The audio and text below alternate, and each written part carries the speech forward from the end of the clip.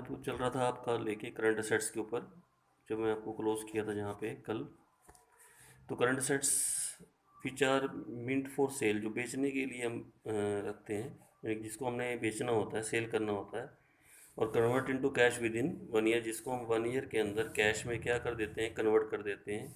वो कौन से असेट्स होते हैं? करंट असेट्स होते हैं। Current assets are those assets which are meant for sale, जिसको हमने बेचना होता है और उसको कन्वर्ट इनटू कैश, कैश में कन्वर्ट कर देते हैं विद इन 1 ईयर में। जिससे पहले आपने किया था वो हमने किए थे नॉन करंट असेट्स।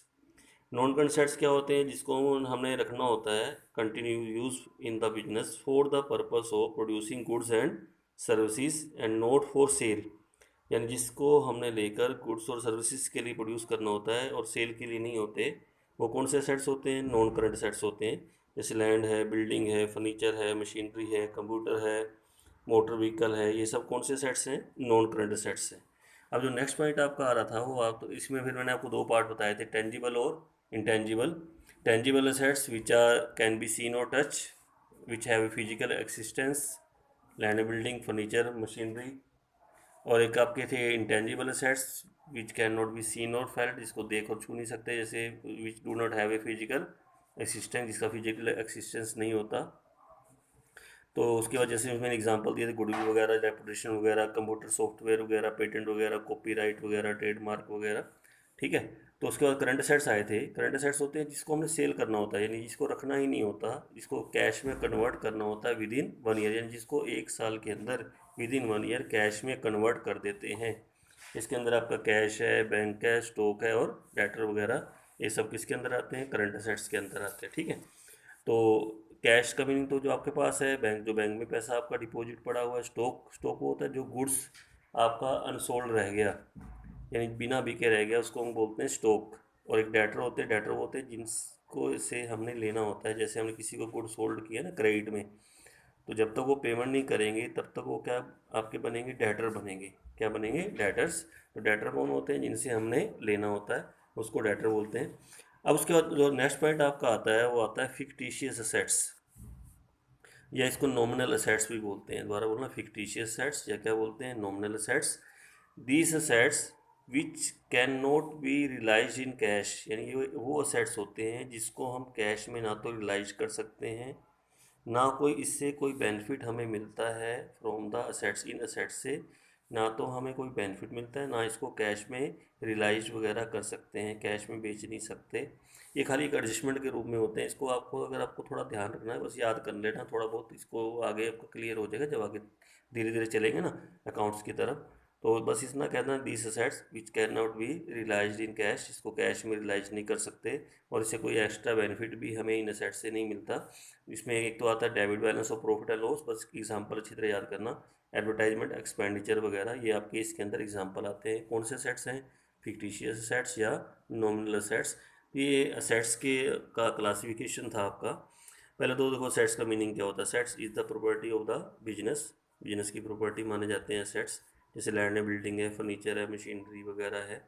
अच्छा, फिर मैंने इसको कहा था, इसको क्लासीफाइड करते हैं। पहले कौन से सेट्स आए थे? Non current sets which are held for continue use in the business for the purpose of producing goods and services and not for sale, यानी जिसको हमने रखने के लिए खरीदते हैं, ना कि बेचने के लिए। उसका कंटिन्यू यूज़ करते हैं प्रोड्यूसिंग गुड्स एंड सर्विसेज के लिए, बेचने के लिए नहीं होते। जैसे लैंड है, बिल्डिंग है, फर्नीचर है, मशीनरी है, कंप्यूटर है, मोटर व्हीकल वगैरह, ये सब इसके अंदर आएंगे। फिर उसके बाद आपके इसके दो पार्ट है, टेंजिबल और इंटेंजिबल।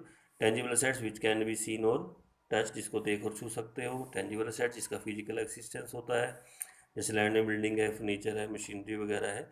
एक आपके होते हैं intangible assets which can not be seen और फेल्ट, जिसका फिजिकल एक्सिस्टेंस नहीं होता, जिसको आप कैन नॉट बी सीन और फेल्ट, जिसमें गुडविल वगैरह, कंप्यूटर सॉफ्टवेयर वगैरह, पेटेंट वगैरह, कॉपीराइट वगैरह। और एक फिर आपके पास आए current assets. Current assets which are meant for sale, जो यानी सेल करने के लिए होते हैं, जिसको आप कैश में कन्वर्ट कर देते हैं विद इन 1 ईयर, यानी रखते ही नहीं, कहते कि सेल हो जाए फटाफट। जैसे स्टॉक है।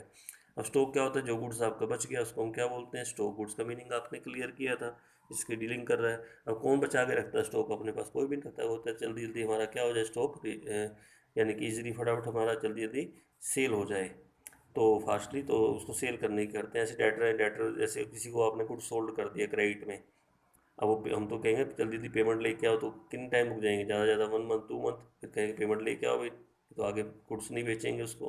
तो डेटर इसको बोलते हैं। ये भी आपके कैश में कन्वर्ट हो जाते हैं विद इन 1 ईयर। तो ये सब करंट सेट्स है। कौन से सेट्स हैं? Current sets. और एक मैंने आपको बताया फिक्टिशियस सेट्स या nominal sets. These sets which can be not be realise in cash, इसको कैश में रिलाइज नहीं कर सकते, ना ही कोई इससे आपको एक्स्ट्रा बेनिफिट मिलता है इन एसेट से। इसमें एग्जांपल दिए मैंने, debit balance of profit and loss और एडवर्टाइजमेंट एक्सपेंसेस, ये आपके इसके एग्जांपल रहेंगे। ठीक है, चलिए वो नेक्स्ट टॉपिक पे चलते हैं हम। और नेक्स्ट टॉपिक हमारे पास आ रहा है लायबिलिटीज़ के बारे में। किसके बारे में आ रहा है? लायबिलिटीज़। टर्म बहुत इंपॉर्टेंट है। अच्छा, आपको पहले लायबिलिटी के बारे में थोड़ा समझाता हूँ। वैसे आप मान लीजिए बिजनेसमैन ने बिजनेस शुरू किया और 50 लाख उसने कैपिटल लगाई। 50 लाख से बिजनेस स्टार्ट हुआ, तो यानी ये उसकी कैपिटल हो गई। अच्छा, उन्होंने कहा था कैपिटल से वो दो चीज़ें, मतलब कि दो टू थिंग्स परचेज करता है। एक तो खरीदता है एसेट्स, और एक क्या खरीदता है? गुड्स खरीदता है। ये किससे आते हैं? कैपिटल से आते हैं। किससे आते हैं? कैपिटल से। चलिए मान लीजिए उसकी एसेट्स आपकी आ गई 45 लाख की एसेट्स होगी। एसेट्स में मान लो लैंड है, बिल्डिंग है, मशीनरी वगैरह है, फर्नीचर वगैरह है। लेकिन जब गुड्स देने गया तो गुड्स उसके पास 10 लाख के गुड्स लेने पड़े उसको। अब टोटल मिला के अगर उसका परचेज हुई, जो उसने एसेट्स और गुड्स दिए, उसने 55 लाख लगा दिए ना। जबकि उसके पास थे कितने? 50 लाख से। अब 50 लाख से ज़्यादा उसको जरूरत पड़ गई, यानी इसको 55 लाख। तो उसने क्या किया होगा? क्या क्या ऑप्शन है उसके पास? एक ऑप्शन तो है कि गुड्स क्रेडिट में खरीद के लाए उससे। किसमें खरीदे? क्रेडिट में। जैसे 5 लाख तो दे दिया, 5 लाख बाकी रह गया तो क्रेडिट में हो गया। और क्रेडिट में खरीदेगा तो उसको बोलते हैं क्रेडिटर। क्या बोलते हैं? क्रेडिटर। या फिर हो सकता है बैंक वगैरह में जाए, लोन ले। क्या ले? लोन लेके उसकी पेमेंट करे, गुड्स वगैरह की जो खरीदा उसने, परचेज किया। अब जो क्रेडिटर और लोन है ना, ये आपकी लायबिलिटी है। ये क्या है? लायबिलिटी। लायबिलिटी मीन्स होता है जो हमने बाहर किसी को पे करना है, बाहर किसी को देना है, वो क्या होती हैं? लायबिलिटीज़ होती हैं। क्या होती हैं? लायबिलिटीज़। जब कैपिटल से काम नहीं चलता तो बिजनेसमैन क्या करे? कहाँ जाए? बैंक के पास जाएगा, जी मुझे लोन दे दो। क्या दे दो? लोन दे दो। ठीक है। या गुड्स क्रेडिट में खरीद के लाएगा। तो ये जब जब उनको देना है ना, लोन भी, लोन लिया, लोन वापस नहीं करोगे बैंक को। ऐसे क्रेडिटर से गुड्स खरीद, क्रेडिटर को पेमेंट नहीं करोगे आप, तो ये सब लायबिलिटीज़ हैं। क्या है? लायबिलिटीज़। तो liability means it refer to the amount pay to the outsider, यानी कि वो अमाउंट जो हमने बाहर किसी को देना है। इसमें इंटरनल लायबिलिटी भी आ जाती है। जैसे मान लो ओनर ने कैपिटल लगाई ना, ओनर ने क्या लगाई है? कैपिटल, तो ये भी लायबिलिटी होती है। क्या होती है? लायबिलिटी। क्योंकि ये भी हमने, और बिजनेस ने उसको देना है ना, ओनर को भी देना होता है। क्योंकि ना एक ना बिजनेस में ना एक अकाउंट्स के अंदर एक कंसेप्ट आता है, बिजनेस एंटिटी कंसेप्ट। ये अभी आपको कंसेप्ट जब कराऊंगा ना उसके अंदर आएगा कि बिजनेस को बिल्कुल अलग माना जाता है, सेपरेट यूनिट माना जाता है। बिजनेस ओनर वगैरह से, क्रेडिटर वगैरह से, डेटर वगैरह से, जो रिलेटेड पार्टी है, सबसे अलग होता है। सबसे क्या होता है? अलग। और जो कुछ करते हैं ना बिजनेस के पॉइंट ऑफ व्यू से करते हैं। अब ओनर ने कैपिटल लगाई, उन्होंने क्या लगाई? कैपिटल। देखो है तो बिजनेस उसी का, लेकिन फिर भी वो लायबिलिटी माना जाएगा। क्या माना जाता है? लायबिलिटी। बस ये होता है कि बिजनेस ने बाहर देने की बजाय किसको देना है? ओनर को देना है। किसको देना है? ओनर को। इसको बोलते हैं इंटरनल लायबिलिटी। कौन सी लायबिलिटी? Internal liability. तो आपने उस लायबिलिटी में तो खैर ये बता दो कि जो हमने बाहर किसी को देना है, पे टू द आउटसाइडर। ठीक है, साथ में ब्रैकेट में लिख भी सकते हो कि ओनर वाली भी लायबिलिटी होती है उसमें, जो बाहर देना। जैसे क्रेडिटर है, क्रेडिटर कौन होते हैं? जिनसे गुड्स खरीदा है आपने। एक डेटर आया था ना पीछे। डेटर कौन होते हैं? जिनको गुड्स आपने सोल्ड किया था क्रेडिट में, लेकिन उसकी अभी तक आपने पेमेंट नहीं की, वो आपके डेटर थे। वो आपके क्या थे? डेटर थे, जिनको आपने सोल्ड किया था। ये करंट असेट्स होते हैं, इनसे तो हमने लेना होता है। और एक आपके हैं डेटर, क्रेडिटर। क्रेडिटर कौन होते हैं? जिनसे गुड्स खरीदा है क्रेडिट में, और जब तक उसकी पेमेंट नहीं करेंगे तब तक वो क्या रहेगा? क्रेडिटर रहेगा। ऐसी बैंक का ओवरड्राफ्ट किया, मतलब बैंक में जितना पैसा डिपॉजिट होता है ना, उससे ज़्यादा निकाल लेते हैं, तो बैंक का ओवरड्राफ्ट बन जाता है। केवल बैंक ये फैसिलिटी आपको दे देता है कि आप बैंक का ओवरड्राफ्ट ले सकते हो, लेकिन ये पैसा भी आपको वापस करना पड़ेगा विद इंटरेस्ट। और एक लोन होता है, लोन लेना, ये भी लायबिलिटी है, क्योंकि ये भी हमने देना होता है, लोन का पैसा भी तो रिफंड करना होता है ना। ये सब लायबिलिटी है। लायबिलिटी को फिर टू पार्ट में बांटते हैं, internal liability, external liability. Internal कौन सी होती है? जो बिजनेस ने ओनर को पे करना है। ओनर ने क्या लगाई थी? कैपिटल। तो इंटरनल लायबिलिटी होती है। कौन सी लायबिलिटी? Internal liability. इसको बोलते हैं कैपिटल वगैरह। इसमें एग्जांपल कैपिटल वगैरह का दे देना। Amount which a business pay to the owner. और एक एक्सटर्नल लायबिलिटी होती है जो बाहर किसी को देना है, जैसे amount which a business pay to the outsider are known as external liability. जैसे क्रेडिटर हैं, बैंक ओवरड्राफ्ट है, लोन है, ये तो सब बाहर के हैं ना। क्रेडिटर जिनसे गुड्स खरीदा ये बाहर हो गए, बैंक ओवर बैंक भी बाहर हो गए, लोन भी आपने बाहर से लेना है। लेकिन जो ओनर को देना है होता है वो इंटरनल लायबिलिटी होती है। और जैसे कैपिटल वगैरह ये इंटरनल लायबिलिटी है। एक्सटर्नल कौन सी होती है? जो हम बिजनेस ने बाहर किसी को देना है। कौन सी लायबिलिटी है? External liability. जैसे क्रेडिटर है, बैंक ओवरड्राफ्ट है, लोन वगैरह है, ये सब कौन सी लायबिलिटी में आएगा? एक्सटर्नल लायबिलिटी में आएगा। Internal and external. और इसको आगे भी क्लासीफाइड कर सकते हैं। इसको हम आगे क्या क्लासीफाइड करते हैं, इसके अंदर भी दो पार्ट आ जाते हैं, नॉन करंट लायबिलिटी और current liability. Non current liability and current liability. इसके अंदर नॉन करंट लायबिलिटी वो लायबिलिटी होती है, लायबिलिटी मीन्स जो हमने बाहर किसी को देना है उसको क्या कहा जाता है? लायबिलिटी कहा जाता है। It refer to the amount pay to the outsider. ठीक है। अब जैसे नॉन करंट लायबिलिटी क्या है? नॉन करंट लायबिलिटी वो लायबिलिटी है जो हमने पेड करनी है आफ्टर 1 ईयर, यानी जिसकी पेमेंट आपने 1 साल के बाद करनी है, after a long period. Long period कितना माना जाएगा? 1 ईयर के आफ्टर, आफ्टर 1 ईयर। ठीक है।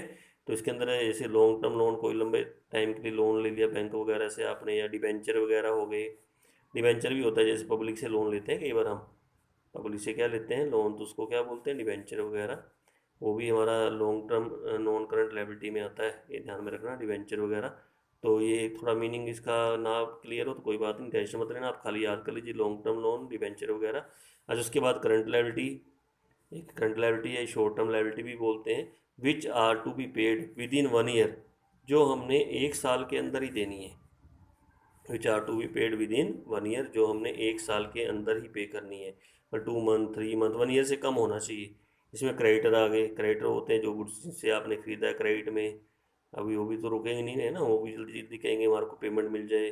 बैंक ओवरड्राफ्ट है, जो बैंक से आपने ज़्यादा पैसा निकाल लिया। शॉर्ट टर्म लोन है, कोई लोन आपने 1 ईयर से कम वाले ले रखे हैं। एक इसमें बिल्स पेबल भी आता है। बिल क्या आता है? पेबल। ये मीनिंग इसका बाद में क्लियर होगा, आप खाली एग्जांपल के रूप में इसको याद कर सकते हैं। किसका एग्जांपल है ये? करंट लायबिलिटी का है। तो मैं आपको समझा रहा था कि बिजनेस में केवल कैपिटल से काम नहीं चलता, कैपिटल के अलावा उसको बाहर से भी जाना पड़ता है, लोन लेना पड़ता है, क्रेडिटर वगैरह यानी गुड्स क्रेडिट में खरीदना पड़ता है। तो इसको क्या बोलते हैं? हम लायबिलिटी बोलते हैं। Liability means refer to the amount pay to the outsider. Example creditor, bank overdraft, loan वगैरह। Two part, first is internal liability. Internal liability which a business pay to the owner. Owner कौन होता है? जो business को start करता है। Business को start करते में क्या लगाता है? वो कैपिटल लगाता है, तो कैपिटल बिजनेस की लायबिलिटी है। बिजनेस और ओनर को अलग अलग लेना, हम जो कुछ करते हैं बिजनेस के उसके ऊपर करते हैं, बिजनेस के लिए परचेज करते हैं, बिजनेस के लिए सेल करते हैं, सब कुछ बिजनेस के लिए होता है, ये ध्यान में रखना। तो जो ओनर ने कैपिटल लगाई वो बिजनेस की लायबिलिटी है, बिजनेस उसको भी वापस करेगा पैसा, उसका ध्यान रखना। कौन इसमें कैपिटल आएगी? एक्सटर्नल वो होता है जो बाहर पहले देना होता है, जैसे जिस जो pay to the outsider. Pay to the amount which a business pay to the outsider are non external liability. जैसे क्रेडिटर है, बैंक ओवरड्राफ्ट है, लोन वगैरह इसमें आएगा। ठीक है। उसके बाद एक, अब इसके दो पार्ट आते हैं, non current liability, current liability. Non current liability which paid after 1 year, जिसकी पेमेंट 1 ईयर के बाद करनी है। Long term loan, debenture. Current liability which are to be paid within 1 year, जिसकी पेमेंट होने विद इन 1 ईयर यानी 1 साल के अंदर ही करना है। 2 month, 3 month, 4 month, 5 month, 9 month, 11 month, 12 month, 12 month से ऊपर नहीं होना चाहिए। ठीक है। क्रेडिटर है, बैंक ओवरड्राफ्ट है, शॉर्ट टर्म लोन है, बिल्स पेबल, ये आपके इसके अंदर आपके आते हैं। ये मीनिंग समझ में आ गया तो पहले सबको। तो अब तक मैं मीनिंग जो करा चुका हूँ, एक तो पहले आपका मीनिंग हुआ था कैपिटल का, फिर उसके बाद गुड्स का हुआ, असेट्स का हो गया, असेट्स के टाइप्स हो गए, फिर मैंने आपको कहा लायबिलिटी के बारे में बताया। लायबिलिटी के अंदर भी पहले दो टाइप है, इंटरनल एक्सटर्नल, फिर इसके अंदर दो टाइप्स और हैं, नॉन करंट लायबिलिटी और करंट लायबिलिटी। नेक्स्ट पॉइंट आ जाता है ड्राइंग। ड्राइंग होती है कि कोई भी एनी कैश या गुड्स अगर ओनर निकाल ले, withdrawn by the owner for personal use. अच्छा मुझे बताओ, जब बिजनेस स्टार्ट करता है तो क्या लगाता है? वो कैपिटल लगाता है ना। तो हम क्या कहते हैं? It refer to the amount invested by the proprietor to start the business, known as capital. अब कई बार ओनर को जरूरत भी पड़ जाती है, कि ज़रूरत हो जाती है ना, नेसेसिटी वगैरह, कुछ नेसेसरी आइटम के लिए कुछ उसको कैश की ज़रूरत होती है, कुछ ऐसा करना होता है, तो क्या करता है? कई बार कैश वगैरह या गुड्स वगैरह बिजनेस से निकाल लेता है पर्सनल यूज़ के लिए। एनी कैश और goods withdrawn by the owner for personal use. और क्या होता है? पर्सनल यूज़ उसको क्या बोलते हैं हम, ड्राइंग बोलते हैं। क्या बोलते हैं, ड्राइंग। ठीक है, मेड आउट बिजनेस में से निकालेगा तो उसको ड्राइंग कहते हैं। क्या कहते हैं, ड्राइंग।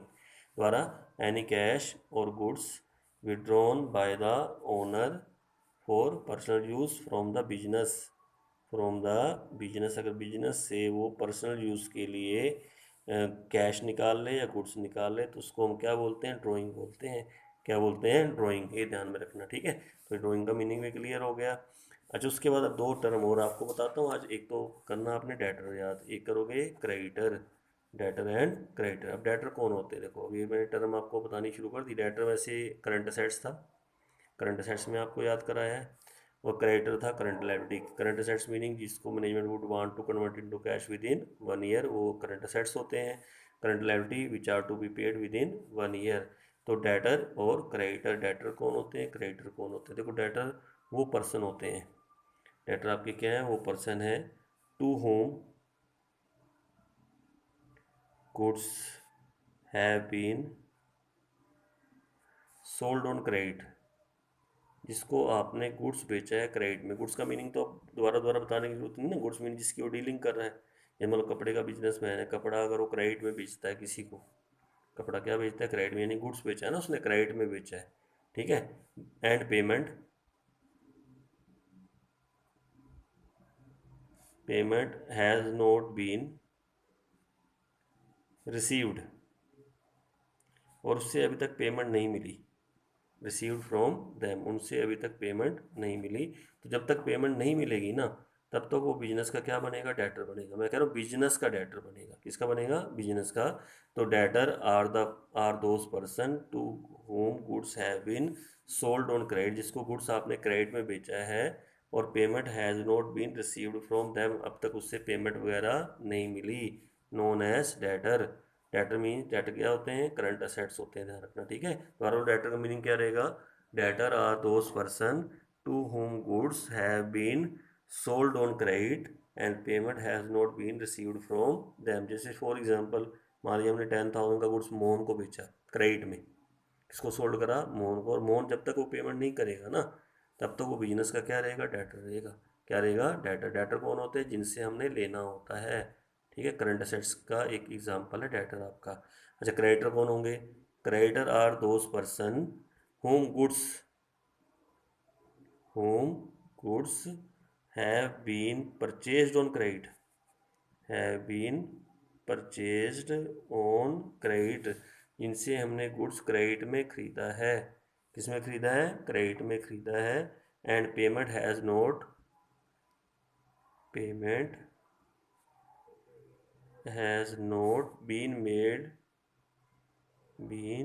Made to them. पहले तो क्रेडिटर कौन है, क्रेडिटर आर दोज पर्सन है जिससे हमने गुड्स परचेज किया है ऑन क्रेडिट, जिससे गुड्स हमने क्रेडिट में खरीदा है और उसकी पेमेंट अब तक हमने नहीं की, known as creditor, known as creditor. अब तो डेटर का मीनिंग क्या रहेगा, दोबारा बताओ। Debtor are those person to whom goods have been sold on credit, जिनको गुड्स आपने क्रेडिट में बेचा है और पेमेंट अब तक आपको नहीं मिली है, उसको हम क्या बोलते हैं, डेटर बोलते हैं। क्या बोलते हैं, डेटर। अब क्रेडिटर क्या होंगे, creditor are those person whom goods have been purchased on credit, जिससे हमने गुड्स क्रेडिट में खरीदा है। बिजनेस ने जिससे गुड्स क्रेडिट में खरीदा और उसकी पेमेंट अब तक हमने नहीं की है, बिजनेस ने उसकी पेमेंट अब तक नहीं की है। जैसे फॉर एग्जांपल, आपने गोविंद से परचेज़ किया, किससे परचेज़ किया, गोविंद से। मान लो आपने 50,000 का गुड्स खरीदा है, तो गोविंद तब तक क्रेडिटर बना रहेगा जब तक फर्म, बिजनेस उसकी पेमेंट नहीं करता, बिजनेस की पेमेंट नहीं करता। सीधी बात है, डेटर से हमने लेना होता है। डेटर वो पर्सन है जिनसे हमने लेना है, क्रेडिटर वो पर्सन है जिनको हमने देना होता है।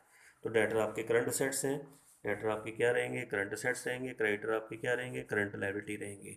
क्या रहेंगे, करंट लायबिलिटी। तो आज के लिए इतना टर्म पहले आप याद याद करोगे, ठीक है इसको। तो एक बार थोड़ा सा रिवाइज कर लेते हैं। तो टर्म हमारी हुई थी अब तक, तो कैपिटल।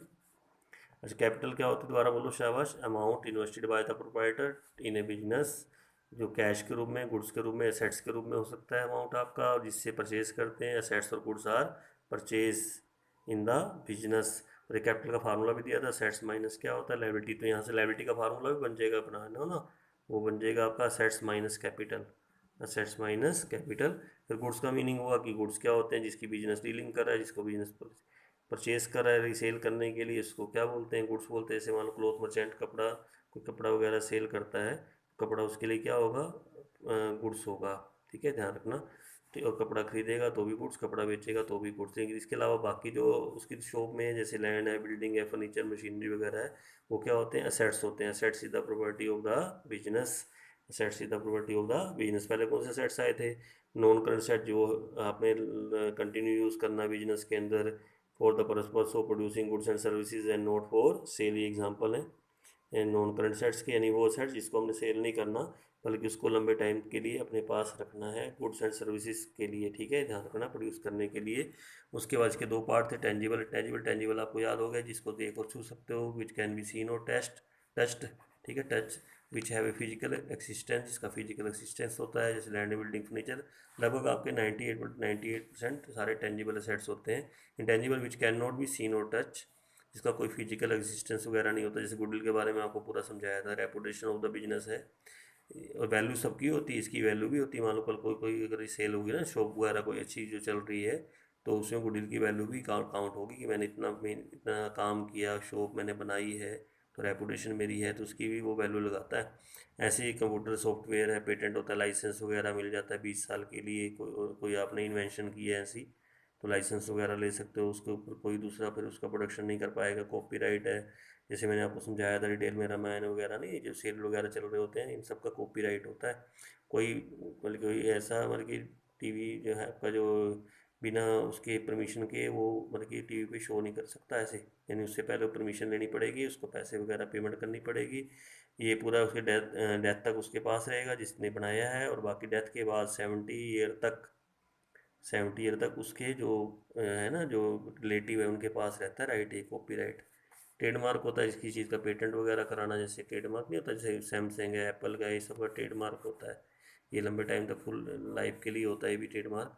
उसके बाद फिर करंट असेट्स थे, जो हमने सेल करना है, जो मीट फॉर सेल, जिसको convert into cash within 1 year, उसको कौन से असेट्स कहा जाता है, करंट असेट्स कहा जाता है। यानी इसको हमने रखना नहीं बल्कि सेल करना होता है। जो भी असेट्स हैं इनको कैश में कन्वर्ट कर देते हैं विद इन 1 ईयर। एग्जांपल मैंने आपको दे दी, कैश, बैंक, स्टॉक, डेटर वगैरह। फिर फिक्टिशियस असेट्स होते हैं, नॉमिनल असेट्स भी बोलते हैं, वो असेट्स जिनके बदले में हम उसको कैश में ना तो कन्वर्ट कर सकते हैं, ना कोई इससे अदर बेनिफिट मिलता है इन असेट्स से, जैसे debit balance of profit and loss, advertisement expenses वगैरह हो गए। ये किसके अंदर आते हैं, फिक्टिशियस असेट्स के अंदर आते हैं। उसके बाद फिर हमारी टर्म थी लायबिलिटी वगैरह, जो मैंने आज आपको बताई हैं, जो हमने बाहर किसी को देना होता है, लायबिलिटीज़ होती हैं। क्रेडिटर है, बैंक ओवरड्राफ्ट वगैरह, लोन वगैरह। इसके अंदर इंटरनल और एक्सटर्नल। इंटरनल कौन होते हैं, जो लायबिलिटी हमने ओनर को पे करनी है, जैसे उसने कैपिटल लगाई, वो भी लायबिलिटी है। एक्सटर्नल कौन सी लायबिलिटी होती है, जो बाहर किसी को देनी है, जैसे आपकी क्रेडिटर है, बैंक का ओवरड्राफ्ट है, लोन वगैरह है। उसके बाद फिर non current liability, current liability, non current liability जो पेड करनी है after 1 year. Non current liability होगी लॉन्ग टर्म लोन, डिवेंचर वगैरह हो गए। और करंट लायबिलिटी मीन्स जो पेड करनी with in 1 year, with in 1 year वो करंट लायबिलिटी हो गई आपके पास, ठीक है। उसके बाद फिर मैंने आपको ड्राइंग का मीनिंग बताया, एनी कैश और goods withdrawn by the owner for personal use known as drawing. तो बिजनेस से अगर पर्सनल यूज़ के लिए कैश या गुड्स निकाले, ड्राइंग होती है। उसके फिर आपने डेटर के बारे में, क्रेडिटर के बारे में, डेटर वो पर्सन होते हैं जिसको गुड्स होल्ड किया क्रेडिट में, जब तक वो पेमेंट नहीं करेगा तब तक क्या रहेगा, डेटर रहेगा। क्रेडिटर कौन होते हैं, creditor are those person which goods have been purchased on credit, purchase on credit and payment has not been made to them. जब पेमेंट जब तक नहीं करेंगे तब तक क्या रहेगा, क्रेडिटर रहेगा, ठीक है। तो ये टर्म है आपके, जो आज आपका होमवर्क रहेगा। ये जो टर्म और आपको मैंने कराई है, पिछली वाली टर्म भी आपने अच्छी तरह याद करनी है, अगर नहीं करी है वो भी कर लेना, दोबारा उसको पढ़ लेना अच्छी तरह से। और ये टर्म भी आप अच्छी तरह से आज कर लेना याद, मैं आपके पास का वो भेज दूंगा साथ में, ठीक है। और उसको अपनी नोटबुक में भी लिख लिया करो, कि जितने नोट्स आप तैयार करते जाओगे फिर आगे पेपरों में, पेपर वगैरह में, टेस्ट वगैरह में, उन्हीं नोट्स से आप इसको याद कर लिया करो। बहुत इंपॉर्टेंट टर्म है, इसके बिना काम नहीं चलेगा, क्योंकि आगे तो फिर सीधा आएगा। जैसे मैं जब ट्रांजेक्शन शुरू होती है ना, फिर तो सीधा है कि 1 लाख से 1 लाख रुपीज़ लगाकर बिजनेस स्टार्ट किया। अब 1 लाख रुपीज़ क्या है ये आपको पता होना चाहिए। बिजनेस स्टार्ट किससे होता है, कैपिटल से होता है। किससे होता है, कैपिटल से, यानी 1 लाख आपकी वो क्या है, कैपिटल है। Purchase goods for cash, sale sold goods for cash, ये सारी ट्रांजेक्शन आने वाली है, तो ये सारी बातें पता होनी चाहिए कि क्रेडिटर क्या होते हैं, ये आपके डेटर क्या होते हैं, ड्राइंग वगैरह क्या होती है। वहाँ तो आएगा पर्सनल यूज़ के लिए उसने 10,000 निकाले, पर्सनल यूज़ को मीन क्या होता है, ड्राइंग होता है। क्या होता है, ड्राइंग। तो आज पहले यहीं तक करना, ठीक है। आज फिर इसको याद करना, टर्म जितनी भी आपको दूंगा करने के लिए, और ये जो टर्म आपको कराई है सारी अच्छी तरह उसको याद करते रहो, ठीक है। ओके।